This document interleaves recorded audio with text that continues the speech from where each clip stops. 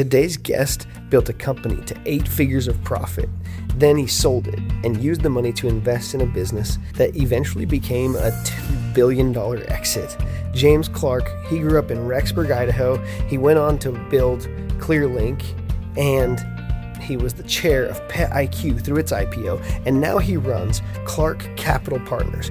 It's a family office that takes companies from millions to billions. We recorded this one live at a Startup Solstice retreat in Island Park, Idaho, and James did not hold back.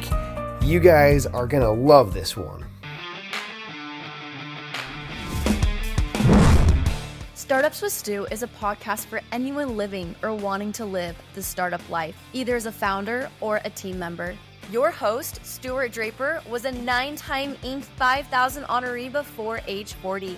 This show dives deep into the exhilarating world of entrepreneurship with guests that are seeking advice from Stu for their startup or business owners that want to share their entrepreneurial journey.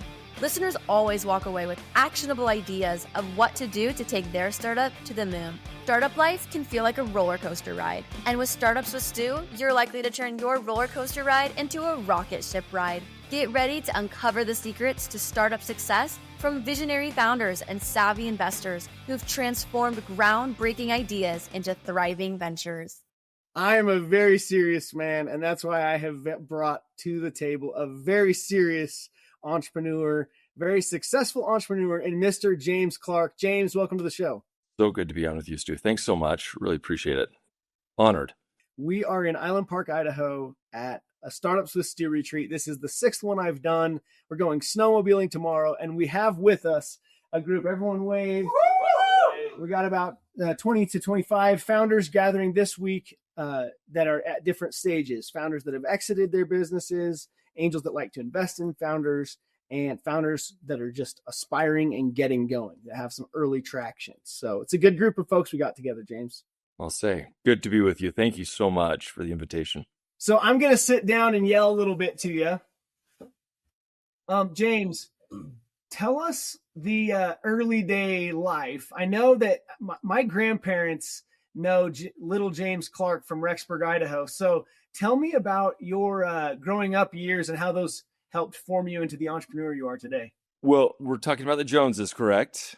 Harold and Cleone Jones are my grandma and grandpa. Whom we love like family very, very much. We've known the Drapers and the Joneses my entire life.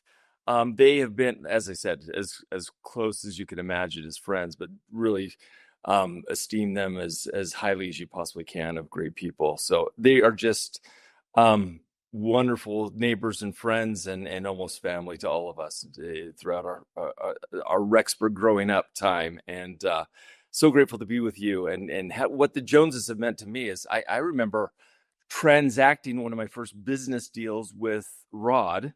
This is Uncle Rod, is that right? Yes, he's my uncle. Who sold me some speakers that allowed me to be a DJ back in the 80s, long before, the great technology. We've kind of figured some things out, and Rod's been a friend, and you've been great entrepreneurs in that family. I've watched so many. Rod's been a great entrepreneur, and then the things that you were doing, Stu, pretty remarkable. But I have always said that it's people, not potatoes, that are the greatest export of Idaho.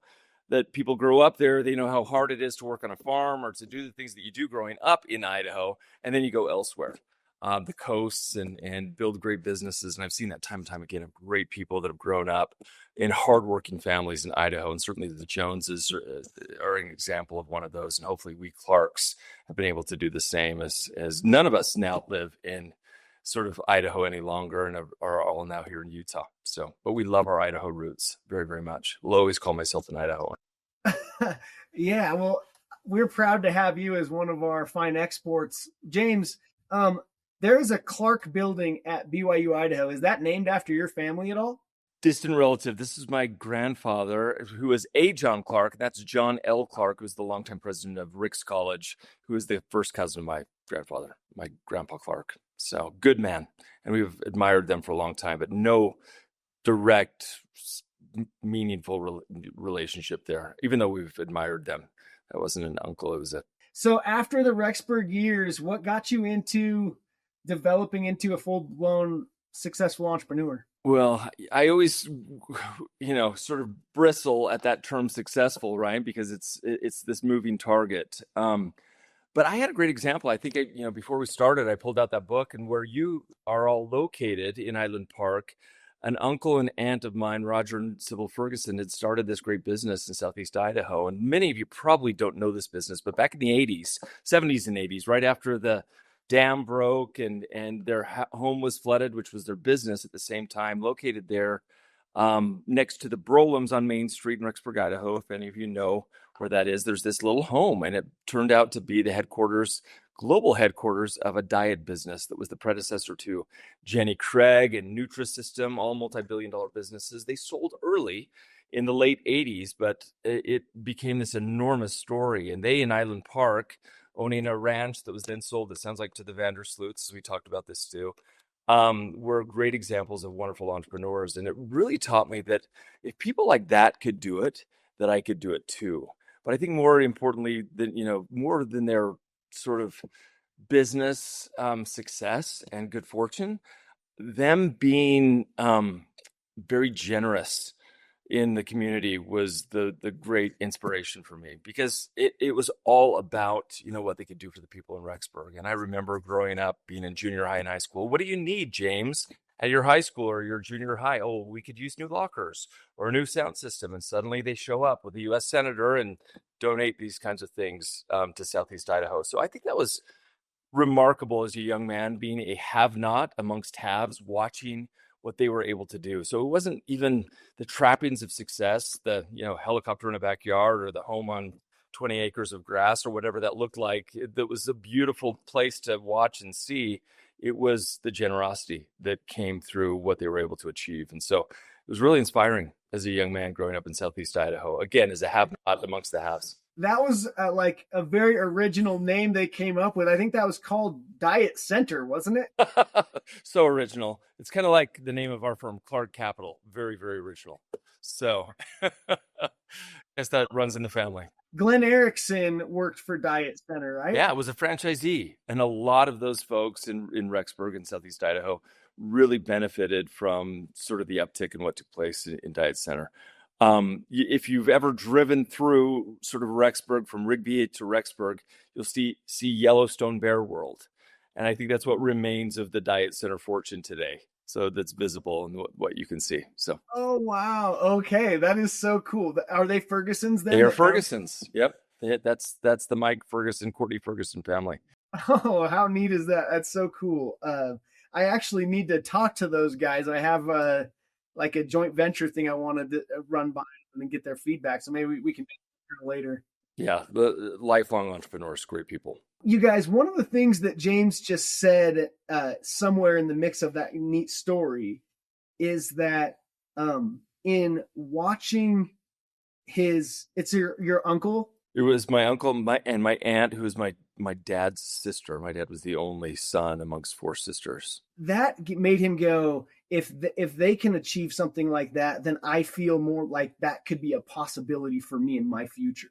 And one of the beauties of us gathering is that we can help each other level up. And being around other people that have big growth goals is very helpful. And so, by the way, for me, James, a reason to do my podcast is I get to hang out with a guy like James Clarke, who's at a level that is just so outstanding. He's done so many neat things, and I can learn and grow and build my network while also bringing you around these other great rising entrepreneurs that are doing great things. And hopefully I can inspire them. And in turn, you get to inspire me, and we all get to help each other. It's pretty awesome. Yeah, virtuous cycle for sure. I tell people that the reason we can do a triple backflip is because someone did a double backflip, which is because someone did a single backflip, and someone went, hey, if they can do it, then I can do it. And then someone else said, well, if he can do that, then I bet I can one up him and do this. Right. And so I hope I inspire some of you to go, geez, if Stu can do that, then I definitely can figure this out. I will say this, Stu. One of my great sort of heroes was Roger Bannister. You probably already all know the Roger Bannister story. He was the first man to run the sub 4-minute mile. He did that at Oxford. When I had rolled in Oxford, and yes, they take Idahoans there as well. Um, my headmaster, or the former headmaster of my college, was Roger Bannister. So I got to know him a little bit. It was fascinating going to dinner with him. He, my wife, myself sitting next to him. He knew all about my faith. He knew all about sort of the people from where I'd grown up and where I lived now in Utah. And he was a fascinating man. He's recently passed away, but one of the great heroes of my life, because he set the example. People thought physically your heart would burst if you ran or could achieve a sub 4 minute mile. Once he did that, 6 weeks later, John Landy, as you all know, the story plays out, also ran a sub 4 minute mile, and it's done, far more regularly now. But the reality was that was pretty remarkable. And I asked him, did you know how your life would play out after running the sub 4 minute mile? And I was so surprised by the answer, but the answer was absolutely. And I thought, gosh, he had the foresight to know how that would change the trajectory of his life. The reality is he's known for that, but he was also a remarkable neuroscientist and an academic, and really helped people in their thinking and processes, and was a great academic as well, and a great sort of master teacher to many. Who are some of the people that you've kind of tried to emulate in your own life, or people that kind of inspired you beyond Ferguson, Bannister? Now you give me two examples. I think it's for me, I've definitely picked people, listen to podcasts, read books to try to go, hey, I've never met him, but he's a mentor of mine, kind of thing, I'll say, I'm very fortunate in these family relationships. I also have a brother-in-law that when my sister married him in 1994, he had just built a business called Megahertz that you've probably not heard of, but it's changed all of your lives. They were the largest producer of modems for laptop computers in the world. They were acquired by US Robotics, that was acquired by 3Com. And if you remember the Palm Pilot, that was made by 3Com. That was the predecessor to, of course, what we now have as the smartphone. They could have owned that category in that space. Those were then manufactured in Salt Lake City. And this is the company that was started by this brother-in-law of mine. It was a billion-dollar story, and they had a great exit. And it was so much fun for me to watch him as this regular guy build a billion-dollar business, which back then, I mean, it's special to build one today, but even, think about that 30 plus years ago, it was even that much more special to build a business like that. It was quite a story. And then they had manufacturing facilities, and I had access to him. And the one thing about our relationship with this brother-in-law of mine is that, he's never allocated or invested in any of our businesses, but he's always been that voice that I could go to and be a sounding board and give wise counsel. And he really is wise. He's now built, I won't, well, maybe we'll talk about the name of the company, but it's easily the largest company in the state of Utah that no one knows about. It's a national company, but it's in a very simple category. It's in self-storage. If you've ever driven along the highway and seen extra space storage, that, my friends, is the largest company in the state of Utah. But they don't talk about it. They're not very verbal about that, or like to be sort of in the press. But they quietly have built this remarkable business that's a behemoth of sorts internationally and here in the States. So it's been great to have that brother-in-law of mine as a pure sort of sounding board, rather than somebody who is an interested party in our success relative to sort of returns, if you will. He can just sort of share wisdom. I can ask questions, and it's been a pure relationship that way. And I'm really grateful for it.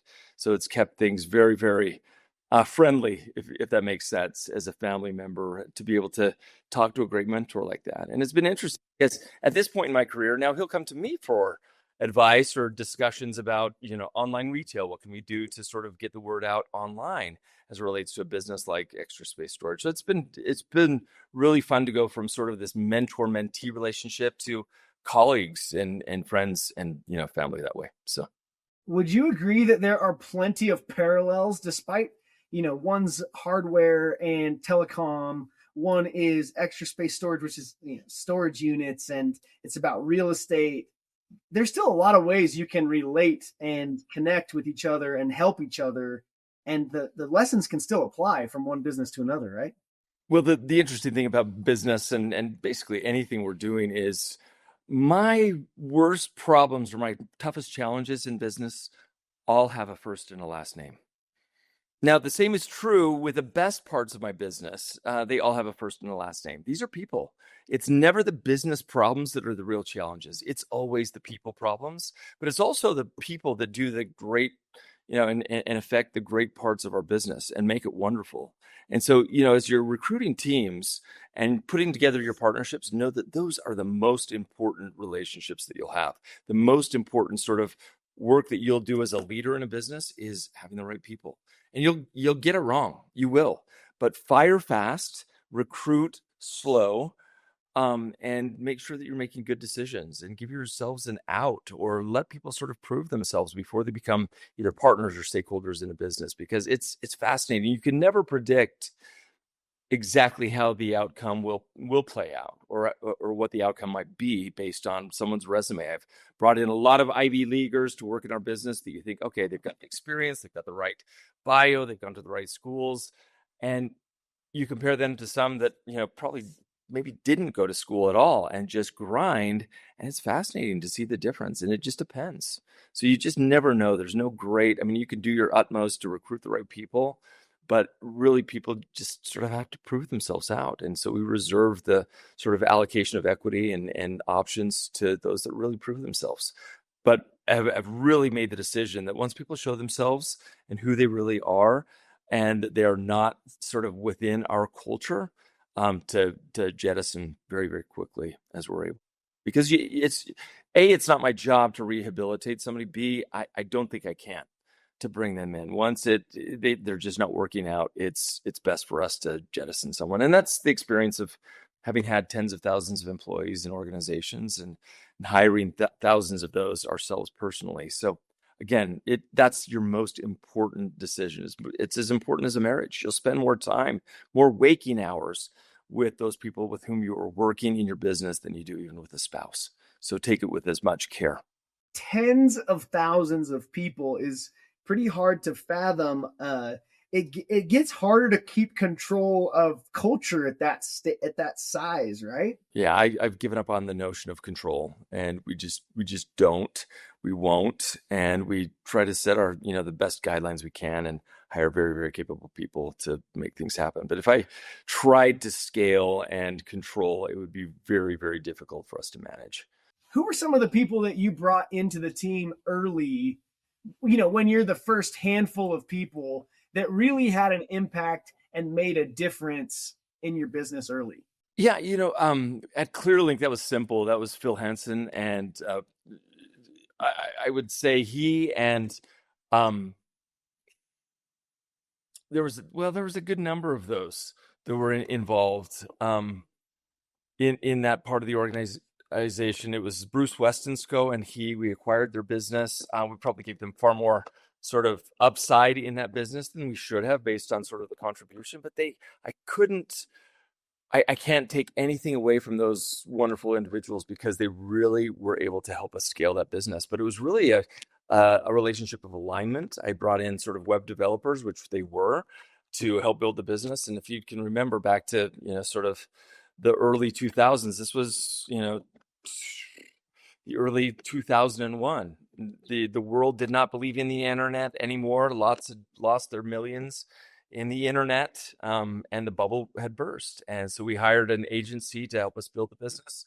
They went out of business. We gave another deposit to another organization. They went out of business. It wasn't until we got to Odyssey Web, and these two, sort of the business leader in Phil and then the technology leader in Bruce, that they were able to sort of help us when we aligned. I didn't give them any money as a deposit. I said, we will pay you based on every sale that comes through our door. And so it aligned us. And it was a great lesson to me in alignment. Once I'm aligned with a person or a group, I don't have to worry about them because our interests are identical, or at least aligned in a meaningful way. And so they started selling, and to their credit, we quickly became their biggest client and then acquired their business and made them partners. And it was a beautiful thing and a great outcome. So we're grateful for alignment with partners. And that was an early example of how to do that. Now, again, I think I was overly generous in that one. So be cautious with that. But I think they were great sort of stakeholders. But I think I would have done well to involve investors. at a later date rather than sort of, doing what I did. I sold the business early, about 10 years in. It was right when we'd sort of become very, very profitable, 8 figures of profitability, and sold early. But again, I'd rather sell early than too late. So it was a good thing for us. It allowed us to start investing. The week after we sold ClearLink, we immediately invested in 2 companies. The first was Contour, which was a great outcome for us. It was in the action camera space. They went head to head with GoPro. They were about the same size as GoPro when we invested. GoPro leveraged a lot of our technology and some relationships that we missed out on. I asked the CEO if he wanted to, be introduced to Walmart. He said, "I don't want to sell out." This young entrepreneur from Seattle, and turns out that GoPro leveraged that relationship. They went from sort of our size, 40 or 50 million of revenue, to $250 million, to $500 million, to just under $1 billion. They IPO'd, went straight to about 12 or 13 billion of market cap, and we went out of business. We bought the business back and turned it into an intellectual property play, leveraging the technology that GoPro is then using. Won a lawsuit, sold to 2 billionaires out of Texas, former president of Motorola. I think you just posted about Motorola, the Razr phone, Stu. So you know a little bit about their expertise. I think they were known as the worst management team of maybe the 20th century for what they did and what they lost, or maybe even the first part of the 21st century. So it's interesting to see how successful they were and then what they lost. But that's the group that ended up buying this IP. And they've leveraged it and been very successful in that, and won a lawsuit against GoPro. I'll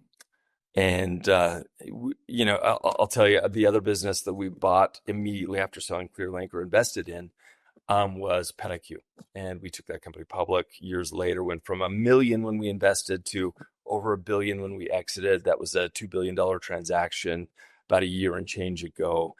$1.5 billion of equity and an assumption of $500 million of debt. So we were really pleased with that when I chaired that business, and had some great people on that board. Gary Michael, who was the former chair of Albertsons, the former founder of Staples, some other great sort of consumer guys that worked alongside of us. And it was a great run, but that was an Idaho company, and I love investing in Idaho and Utah, and they did great things. So that was the exit. That was what selling ClearLink allowed us to do, rather than hanging on to it. But I knew that I walked away from hundreds of millions of dollars in enterprise value selling early, but we certainly had good fortune after that. Yeah, I like your point about I'd rather sell too early than too late, especially where you've experienced being in a business that got all the way to 50 million. And I think a lot of founders go, man, at 50 million, you can't fail like I can at 500,000. It's just so close to zero still at 500,000, but you've seen it go from mid 8 figures to zero. Yeah, we have. So again, it's a great lesson. But I think if you talk to any founder, I mean, anybody who's even built these multi-billion-dollar businesses, there's always a risk there. It's the risk of somebody coming in to eat your lunch. It's the risk of, where are we 10 years from now? What are we doing? What does our profitability look like? Even in our return to ClearLink, that seemed very exciting to us. We had a lot of sort of tribal knowledge and understanding of the business, but that business had changed dramatically. Just the culture was completely different. It was like coming back to a family, to a child that you had raised, and that child was completely different. It had gone in a complete different direction. And trying to sort of get it back to where you had taught it sound principles of accountability and so forth was really, really hard. Really great people. There were a lot of really great people there, but there were a lot that needed to depart from that business. And we sort of selectively went through that process, as well as what's taken place in that category, in that sector, with AI changing everything. We sort of turned that business around once, and you may have seen my global cancellation and bringing people back to the office post-COVID. Yeah, you kind of hit the news for that one a little bit, right? Globally, I had friends from Buenos Aires and London and Spain saying, "I saw you on the front cover of our newspaper or on something digital that day." And so it was fascinating, having worked your entire career, to be a good guy, to be one who loves your people, promotes people, loves sort of women leaders in our organization. One of the first things we did was promote 6 vice presidents, females, that had sort of been overlooked in that organization. That was a little bit of a boys' club when we returned. And then to be called someone who doesn't care about women or about pets, which is highly ironic, having built a $2 billion pet business and having promoted and worked with many women, and making sure that they were seen and promoted and valued, and even sponsoring female entrepreneurs throughout my career. So it was really interesting, but it was true. I learned what fake news is. I learned what clickbait is, and certainly some of the lack of actual truth or accountability out there in the media right now. So it was fascinating. But it was a good lesson for me about me, the kind of leader that I am, and certainly things that I can do better. I learned that as well. Oh, it's so cool, folks. I hope you're paying attention to the fact that James has said, I learned from, I went through this and I learned from it. Choosing to go back to a business you already ran once, you're going to learn new things that you couldn't have learned had you not built it, stepped away from it. There were learnings there, and then new learnings again when you come back into one. Yeah, it was a fascinating experience. Not one that I would want to do again, but careful what you wish for, because I'd always thought, what could I have done with this business had we stayed in? And it was great to return to it. And it was a business that was generating billions of dollars for its brand partners at that point, and had great relationships, but the market had shifted. So again, we were on target in 24. So that would have been our third full year of being back in the business. We started January of 22, our third full year, and we would have tripled the EBITDA. That's where we were trending. And by mid-year, our EBITDA completely fell off a cliff, affected by AI and the new Google algorithm. So we were at risk there. And we ended up 20% down year over year. And then we were down again year over year the following year. So without giving you the specifics on the number, it was a meaningful hit to the business. So we've already felt like we had turned it around. It was really growing. We were trending towards 3x EBITDA on a powerful top line, but the market had changed. We turned it around again, and it's in a great place, and we left it very, very well. But it was a tough lesson for us. So we're focused on some other portfolio companies and doing some things, but some really exciting things right now. But those were hard years for sure. We were in the wilderness a little bit, trying to make some things happen, and grateful for the experience. Learned a lot, but live and learn. It was an interesting experience for us, but I had a great team and built a lot of exciting technology and some really meaningful relationships. Okay, so let's say that your nephew Stu, Uncle James, just kidding, comes and says, "Hey, James, I'll take it. I'd be honored." I've got this business. It's a little like family. We already established that at the beginning here. That's right. I feel like we're brothers already. So, let's say that I come to you and I'm like, "Hey, I've got some traction. I've got a business. It's doing. I just did my first 2 contracts, and I've earned 50 grand, but I'm having a hard time with knowing who to hire, if I should fundraise. Where would you start? Like, what would be the first things you'd want to ask me in order to know more, so then you could go into, or like, what would you say are like just overarching pieces of advice you would give that person? Well, first I would say to sort of the mentor in that relationship rather than the mentee, make sure that you understand the sacred nature of that responsibility and that relationship. Because I talked about a brother-in-law whom I love, and other mentors that have, listen, these are guys that are world-class in what they had done long before I did anything of import. And I listened to a lot of them very, very carefully and executed and worked and did a lot of these things that they said to do. And when it didn't work out, I probably kept doing it longer than I should have, if that makes sense. So they gave me great counsel. I followed it. It didn't work out for us. And instead of me listening to my heart and doing what I knew to do, if I had simply just incorporated that's a good idea, maybe I can use parts of that and what my core strategy is. No, I went full force into what they had said. And instead of sort of saying, okay, that doesn't work, and pivoting, I stayed with it much longer than I should have. So it taught me really, in a lot of ways, in that type of relationship, both as mentee as I was, and then now mentor, be really careful about the guidance and counsel you're giving as a mentor. But as a mentee, listen selectively as well. Because when I make mistakes, and at least those are my own mistakes, and I can, take responsibility for them and pivot and pivot and pivot again.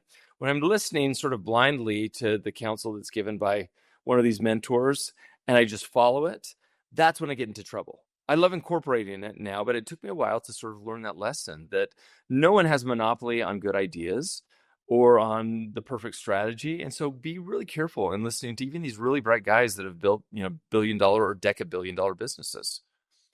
So that's the responsibility I feel now as a mentor and as a mentee to know, as an operator or as a young entrepreneur, one who's building a business for the first time, to sort of listen selectively and follow your heart. It's gotten you this far and it will continue to guide you. You're doing this. It's your own skin that's in the game, not theirs. And so be really sort of cautious at the guidance and counsel that you're taking in this process and giving. So I'm really careful about the counsel that I give, knowing that it's worth exactly what they're paying for it in the process.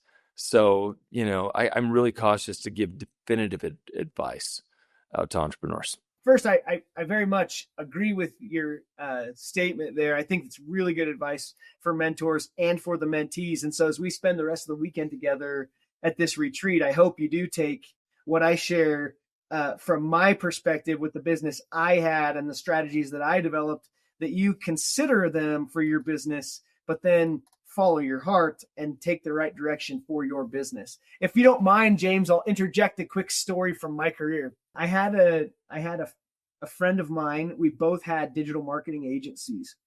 And I went to him and I said, hey, I'm onto this idea. I want to run it by you. I think I could write a textbook on digital marketing and take it to the higher education space. I think professors don't realize how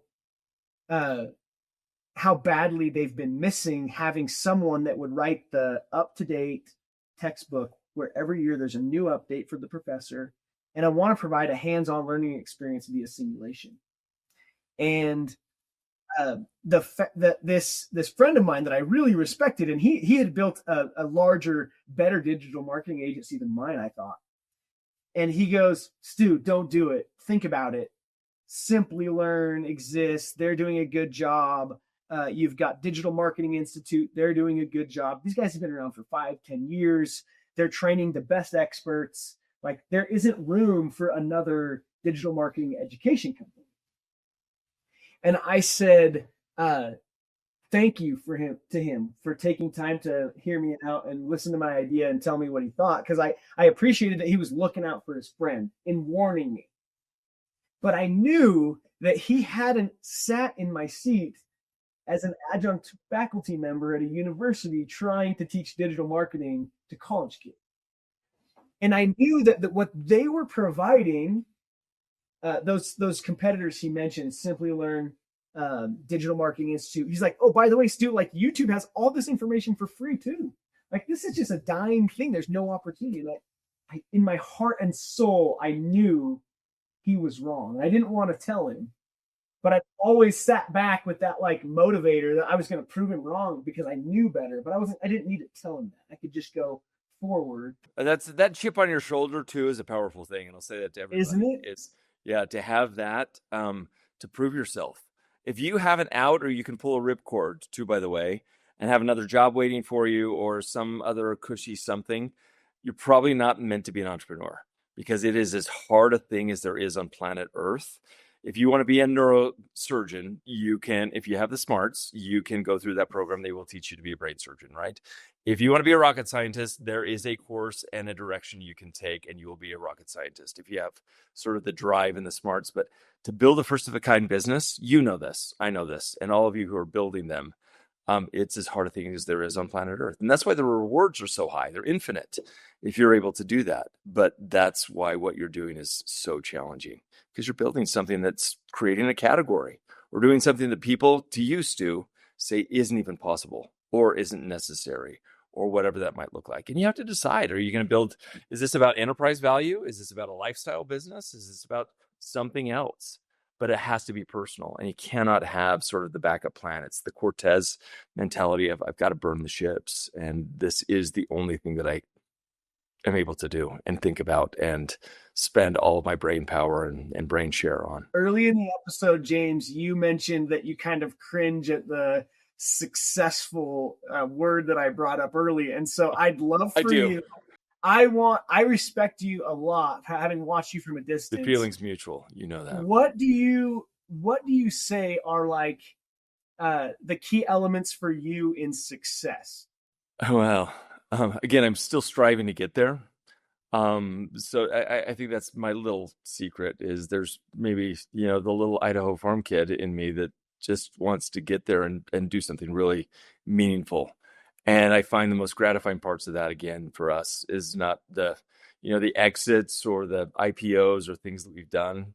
It's really being able to give back in our community. And so I would say is as you're building your businesses and you say, well, once I get there, I will give, or once I do this, if it's that if-then proposition for you to give back, I think you're doing it wrong. That you've got to give all the way along when it's painful, when it hurts, because once you get there, if you haven't done it, you won't do it. And so, those kinds of things that if once I get there, I'll be more family oriented, but you're, dividing your family and not giving the right amount of time and support throughout, you're not going to do it once you get there. They might not even be there at the end. And so you've got to do these things all along the way. And that's the sacrifice. That's the challenge. It's how do you keep these plates spinning and how do you make sure that people feel meaningful in the process? But again, your most important stakeholders are those that you care about the most. And you've got to show them that in the process. So I've departed a little bit from your question, Stu, but the reality is still right on line with it. No, I really do. Listen, it's as challenging a thing as there is on planet Earth. They'll poo-poo your ideas. They will do what your colleague did, Stu. They will, not believe in you. They'll tear you down. And once you get there, they'll laud you and then wait to tear you down again. But it's really meaningful. People talk about, networking. It's maybe, so when we're talking about things that make me cringe, networking is one of those. I love to just build meaningful relationships, people that I care about. And I want them to feel that too from me. I want you to feel it today as we're talking to this group, is that this is meaningful. And there's nobody, that I meet that isn't important enough to make them feel important to me. And I want you to feel that as well as I'm spending time with you, because it really is about this one-on-one relationship. And when people say networking, that feels so transactional in nature. And I prefer the business be this sort of a relational commodity, if you will, and building these relationships. When I was starting out, I worked for another Idahoan, a guy whom you probably all know about, Todd Peterson. And that was the summer of '94. We had both served LDS missions in the Dominican Republic. We both returned, and I went to work for him and was one of his best sales reps in the country. And they went out of business. His company was called Creative Marketing Concepts. To his credit, just a few years later, when I was starting my own business, competitive in nature to his, as a favor to me, to make it up to me, he let me start my business inside the doors and the walls of his own business that he had rebranded as Apex, that is now Vivint, that he has sold for billions of dollars. And so, that was a real relationship. There were other people there. A founder of MX, Sean Clarke, who became a business partner of mine. Ryan Smith, whom I think you've probably heard about, might own a great few professional sports franchises, was there at the time. Several others that have built really great businesses, but it was not about networking. It's about building friendships. And I count these people as great friends today, but that's what it'll be like. So everybody you look around in the room where you're sitting and with whom you are operating, these are your friends, and count on them. Because, and Gary Crittenden, by the way, who was the former CFO of Citigroup, a good friend who he's becoming a great mentor to me. He's one of the greats in business. If you don't know who he is, look him up and listen to his recent podcast. I think it's on the All In podcast or Faith Matters, one of those. But Gary is my neighbor up at our ranch. He has a ranch right next door. But Gary is one of those that talks about the real relationships. When he was coming up at Bain, and my sister, by the way, was his assistant. And so again, those meaningful relationships, I interviewed him for my dissertation, but he talked about a good colleague and friend of his, that they had just sort of been friends and done good work together. And this man admired his good work. And when that man became the CEO of American Express, he called his good friend and trusted colleague, Gary Crittenden, and asked him to be the CFO. And that's how these things happen. And the more you watch sort of life play out and business play out, it'll continue. That this goodness sort of perpetuates itself, and those great relationships continue to grow in meaningful ways. And the converse is also true. If they're not meaningful relationships, they won't flower or sprout or flower into, additional meaningful relationships. But it's got to be genuine and true. And that's why networking and that term sort of make me bristle a little bit. Yes, I really appreciate you outlining that way. That's something that one of the attendees at the last retreat sent me a message, and he goes, "Dude, I've come to 2 of your retreats. I want to come to everyone you have, because every time I leave with these instant friends that I can immediately feel like they want to help me succeed." And I hope that I keep fostering that in such a impactful way for folks, where they leave going, "Man, I met so-and-so at that retreat that Stu hosted." You'll probably fall asleep on a couple of things I talked about, and I've literally witnessed attendees fall asleep. That's because we play hard. I hope I can't see you clearly, but I hope no one has fallen asleep during this. Apologize if you have. Hope you've gotten a great nap. Yeah, that was you may have never met him, but his name is Wally Roskelly, and he's been on American Ninja Warrior 9 times, and big Utah. He's got the biggest ninja park there in Utah. I know who he is. I don't know him, but I know who he is. A great person. That's fantastic. He's a big personality, a lot of fun to have around. But okay, you mentioned following your heart. As a part of the way I operate, I have I've been inspired by athletes who finish a game, they win the game, and the reporter comes over to ask them, and they just say, "First, I want to give all the glory to God, and that without Him, I'm nothing." And you mentioned that so I've asked myself in watching that, first and foremost, I've asked myself watching that, is that how I would respond when people ask me about my successes as they count them as successes? What do you describe as following your heart? I think a lot of people go, what does that mean for me? How do I apply that type of direction as end counsel that's given advice here? Well, so let me go back to that one, backpedal just a little bit on it. Yes, please. 2 parts of that I want to talk about. Your faith that you talked about, and then, following your heart. I probably would say it better, following my gut instincts. But sometimes, people, you hear inspirational, speakers or thought leaders say, follow your heart and do what these kinds of things. And I'm now hearing increasingly, and I gravitate to this manner of thinking a little bit more of follow your talents, the things that you can do very, very well. Because a lot of people, take American Idol, for example.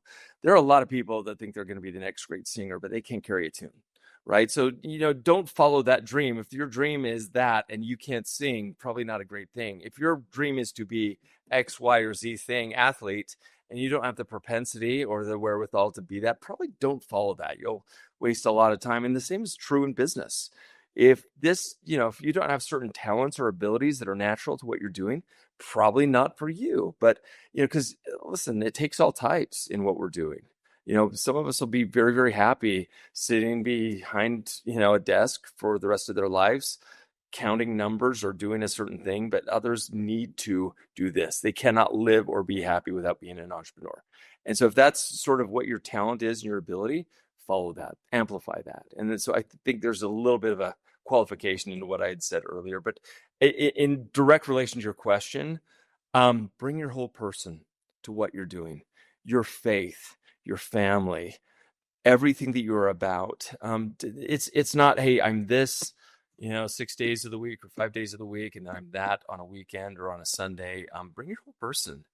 And that's what feels comfortable, and people will respect you more for that rather than sort of compartmentalizing things out, because you see that a lot. I see it a lot in business leaders, that they're one way on a certain day of the week, and the other 5 or 6 days of the week, they're completely different. And I have always vowed to bring my whole person, that, I wear all parts of my personality and being and who I am in all parts of what I do. And so that's a great responsibility.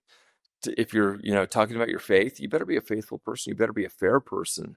And fair is a feeling. It's not just fair to you. It's fair to everybody in that. And that doesn't mean you're always going to agree.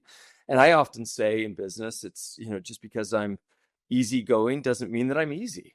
And I think you'll listen to me and say, that's a pretty easygoing personality. And yes, but we're not easy. And we have great and high expectations of those with whom we're operating and working. But some will take that as you're easy or you're a pushover or something else, and we're not. And it takes a lot of, grit, grind, gumption to make businesses work, and even a fair amount of table thumping from time to time. But can you do that in harmony with your whole person and who you are? And I think you can. And that's been an important lesson for me to learn, that don't shy away from every part of who you are, your faith and what is meaningful to you, or perhaps even not having faith in certain things. So it's but it does require a lot from you, your whole person. So bring it. Amen. That's great counsel. So tell us about Clarke Capital Partners and the other things you're working on now. Very simple. Family office, operators first, investors second. It's our own money. We have co-investors. But we're now really focused on helping a good number of our businesses. One is in Idaho, by the way. We just bought an Idaho boat dealership up in Coeur d'Alene. We have a headquarters here in Utah on that one. And I never thought I'd be in the boat business, but we just closed on weeks ago in December. A new boat dealership, which was formerly the largest boat dealership, or most successful, the highest revenue generating boat dealership in America, in Fort Worth, Dallas, Fort Worth area, Texas. And so love that business, but that's an example of finding alignment with a family that's been in this business for decades. I bought my first boat from them 25 years ago, because of course, when you're starting out a business and have lots of debt, that's the first thing you should buy is a boat. Exactly. Because hey, that's about the memories with your family. You can't wait till later, just like you don't. I had no family, but later lots. You don't wait to, yeah. Yeah, I was old when I got married, about 30, and I was trying to impress young ladies, and that was the tool to do that. But I'll tell you, don't do that. It's not a great use of capital, but we did that. But we got to know, most importantly, we built a relationship with this family. Decades later, we bought a majority stake in that business. Now we're scaling it and growing it because of their expertise, and we're really grateful for that. We're also involved in life science. 20 plus years ago, our first deal that we ever did outside of building our own business was in a company called Montagen. We were the largest stakeholder individually in that business. And then that one sold a couple of years later. It was a great multiple and an exit. They sold to Supergen, publicly traded company out of Dublin, California. And we have now partnered with that same CEO 20 years later. And it was one of those meetings where I sat, he gave me the pitch, and I keep a check in my pocket just for these kinds of meetings. His ask was X. I pulled out the check in my pocket, wrote a multi-million-dollar check, handed it to him. Of course, we did our diligence on the back end to make sure everything was what he said. So it wasn't completely, close your eyes, write a check, here you go. And now I serve on the board with him. That was David Beers. And, he credits us for being the first meaningful check in his business. And now what he is doing on a global scale is really meaningful. We spent the week with him 2 weeks ago at the JP Morgan Healthcare Conference, biggest conference in healthcare globally, where the world descends on San Francisco, and it's hosted by, of course, JP Morgan, Jamie Dimon. And who does Jamie Dimon bring to his table and the 30 or 40 CEOs that come to this opening dinner? But Dave Beers. Who sits next to Jamie Dimon? Dave Beers. He's doing something really remarkable in healthcare. And as you all know, it's about a third of the GDP in America. I mean, what is spent there? So it's really a great business that's, on its way to doing really meaningful things in people and helping a lot of people in healthcare. So we're excited about BioLexis. Wow, that's phenomenal. So James, in closing, would you say that you're running Clarke Capital Partners like a family office or like a private equity group? Well, we allocate to private equity, generally growth equity. So, you've got angel, venture, and then on the far end of the spectrum, you've got private equity, leverage buyouts and things. We're right in the middle between venture and private equity, where we're growth equity. But you call it a family office because it's your own money. It means we can bend on our thesis a little bit, which we have done. Some of the best deals we've done, we've bent on that thesis. But we try to buy businesses that are doing $1 to $5 million of EBITDA. That's profit, not sort of revenue, that are really profitable. They've sort of nailed it. Now we want to help them scale it. But again, we've done very, very well when we bent our thesis a little bit and bet on the horse more so than even on the race. So we were betting on people, great entrepreneurs that are building exceptional businesses. And the caution in all this when we invest with folks is, there are a lot of businesses or operators, even sitting here in your room with you, that love to play business. They want to go have lunches. They want to meet people. They want to talk. And then there are people that want to create business. And you want to be business creators, not business players. And there are enough, and you know who they are. They're the ones who always want to have a lunch. They always want to talk, but they're not the ones who are executing. And ideas are a dime a dozen, and execution is everything. So as you're building your business, avoid those, or avoid the tendency to play business and really get down to creating. And that's what's been meaningful for us at Clarke, and sort of sifting through those who want to play and those who really want to create. And we've been duped by some. And even sometimes we find ourselves playing rather than creating. And we really want to execute and work with those who want to execute in their businesses. So I think that's what we do at Clarke. Thanks for joining me on Startups with Stu. We have big goals to help millions of entrepreneurs. If you enjoyed this show, please take a minute to share it with someone else that needs to hear it, or leave a review. Remember, success is within reach for those who dare to dream big and take action. Until next time, keep pushing forward on your entrepreneurial journey.